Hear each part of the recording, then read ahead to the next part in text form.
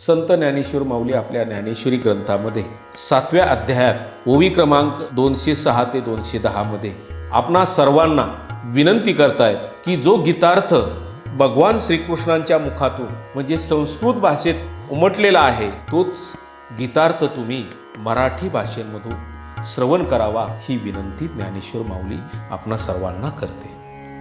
निघाले गीतार्थ ज्ञान ज्या भगवान श्रीकृष्णांच्या मुखातून, निघाले गीतार्थ ज्ञान ज्या भगवान श्रीकृष्णांच्या मुखातून, श्रवण करावा श्रोते हो ते तुम्ही मराठी शब्दातून। माझ्याकडून जो गीतार्थ मराठीत सांगितला जाईल, माझ्याकडून जो गीतार्थ मराठीत सांगितला जाईल ती मराठी कानाआधी डोळ्यांच्या उपयोगा येईल।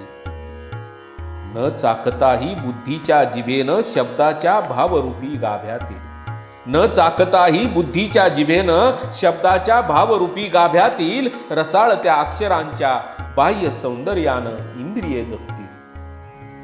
बोलणे जेथे संपते त्या ब्रह्मासंबंधी ऐकावे देवनागरीतून, बोलणे जेथे संपते त्या ब्रह्मासंबंधी ऐकावे देवनागरीतून।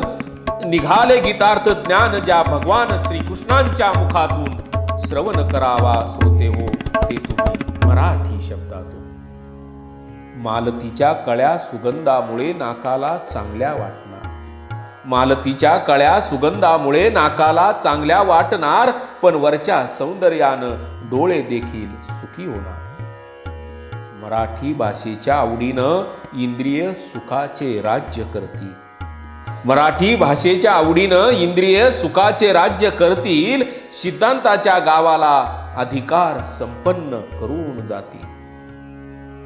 म्हणे ज्ञानदेव ब्रह्म पाहावे मराठी भाषेच्या झरोक्यातून, म्हणे ज्ञानदेव ब्रह्म पाहावे मराठी भाषेच्या झरोक्यातून।